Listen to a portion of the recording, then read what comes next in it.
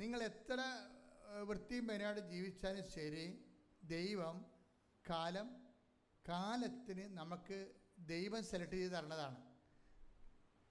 ചിലപ്പോൾ കണ്ണീരിൻ്റെ കാലമായിരിക്കും, ചിലപ്പോൾ നിങ്ങൾ പരിത്തപ്പെടുന്ന ഒരു കാലമായിരിക്കും, ചിലപ്പോൾ സന്തോഷത്തിൻ്റെ കാലമായിരിക്കും.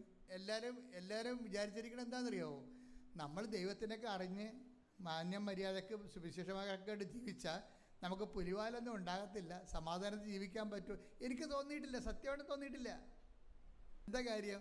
ദൈവത്തിന് ഒരു ലക്ഷ്യമുണ്ട്. അതെന്താ ലക്ഷ്യം എന്ന് വായിച്ചേ? അപ്പോസ്തല പ്രവർത്തനങ്ങൾ 17:27.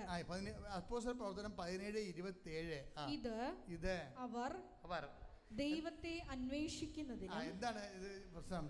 അവിടുന്ന് ഓരോരുത്തർക്കും ഓരോ കാലവും വാസഭൂമിയുമാണ്.